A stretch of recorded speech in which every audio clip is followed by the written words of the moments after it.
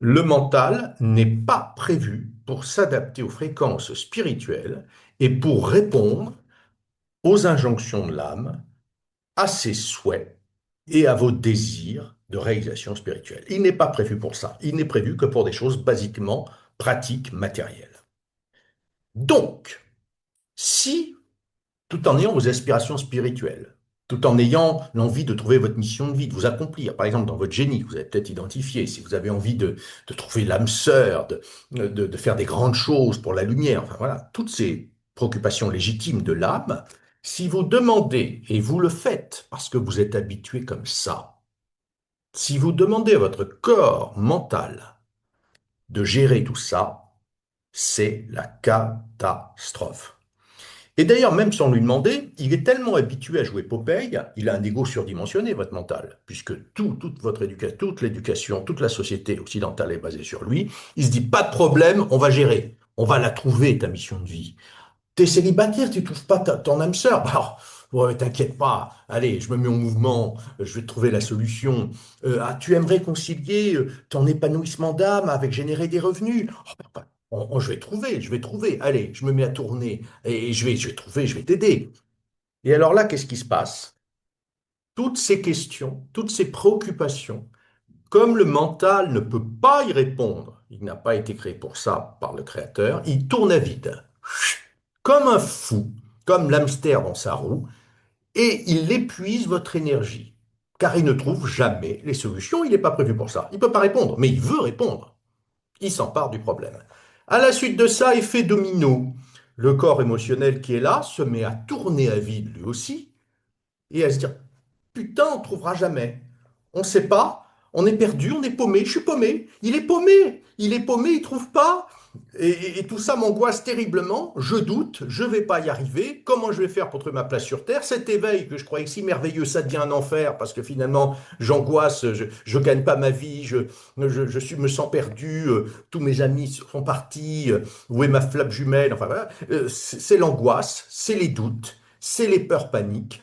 Et vous avez deux corps qui tournent à vide, comme des démons. Et à la suite de ça, le corps physique, il a plus d'énergie et il se dit, il y a un problème. Donc il somatise, il crée des douleurs, parfois même des maladies, pour signifier à votre organisme, à votre système, qu'il y a un gros problème. Il y a deux corps qui tournent à vide pour rien et qui épuisent nos énergies. OK? Donc le corps physique est déstabilisé, il somatise, il a des maladies, il a des trucs qui se passent, il ne sait pas d'où ça vient. Alors le mental dit, ben, on va aller voir le médecin ce qui se passe. Le médecin dit, mais non, monsieur, vous avez rien, vous avez rien. Mais j'ai mal, j'ai mal, j'ai mal. Mais non, vous avez rien. Et donc le corps émotionnel est encore plus paniqué, mais c'est épouvantable, qu'est-ce qu'on a? Le corps physique est fatigué, c'est la dépression. Le corps sexuel instinctif, vous allez voir, cet effet de domino est dévastateur. Le corps sexuel instinctif, qui après, donc quand tout ça n'a pas marché, on va voir après. Et là, le corps sexuel instinctif, par exemple, eh ben, c'est la bouffe. Donc on va aller manger pour essayer de rattraper toute cette énergie perdue et pour calmer les angoisses. Donc le corps instinctif devient un corps d'anesthésie, un corps calmant, comme on prend un comprimé pour essayer de récupérer de l'énergie perdue ou d'anesthésier nos angoisses, notre fatigue. Et donc au lieu que l'alimentation ou la sexualité soit une joie, ben, ça devient encore plus un problème en fait. Hein, parce que on tombe dans des addictions, on est frustré, on grossit, donc ça ne va pas du tout. Et regardez lui là, hein?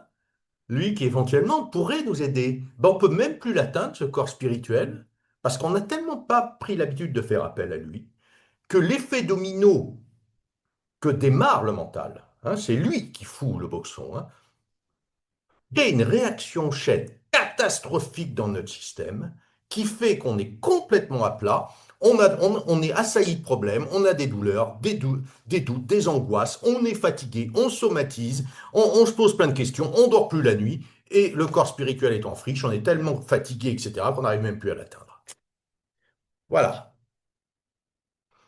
Voilà le problème de tous les éveillés, pour une grande part, hein, parce que j'en reçois énormément. Donc évidemment, il y a d'autres soucis, il y a les remontées de mémoire qu'il faut transmuter, il y a les guérisons de l'enfant intérieur qu'il faut évidemment aller rencontrer pour se reconnecter à lui. Il y a évidemment d'autres choses. Mais la majeure partie des gens qui, dans le domaine spirituel, n'arrivent pas à être heureuses. Ces personnes n'arrivent pas à être heureuses, elles n'arrivent pas à trouver leur voie. Elles ont des prises de tête, des fatigues, des douleurs. Voilà pourquoi. C'est que vous laissez votre mental s'emparer de votre vie alors qu'il n'a plus rien à y faire. Je pense qu'il n'y a pas plus clair que cet enseignement.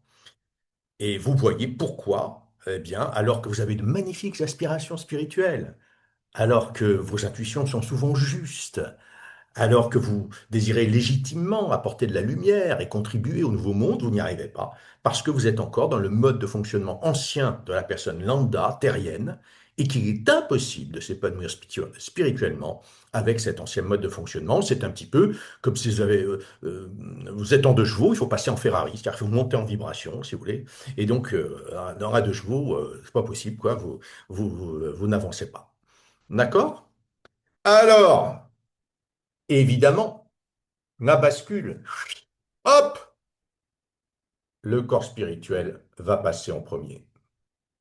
Je vais activer ma supraconscience et par le ressenti, en fusionnant avec le corps sexuel instinctif, enfin je vais être guidé par le ressenti. Les solutions, la lumière va se faire naturellement de l'intérieur. Je vais me laisser guider, le corps va reprendre de l'énergie. L'émotionnel en vrac qui fait des hauts et des bas va de plus en plus se transposer en une joie immanente, profonde, qui sera durablement installée malgré les vicissitudes de la vie. Et le corps mental, eh ben, va prendre des vacances, hein, zinzin, comme je l'appelle. Vous allez faire appel à lui uniquement pour sa fonction d'origine, c'est-à-dire des choses pratico-pratiques analytiques.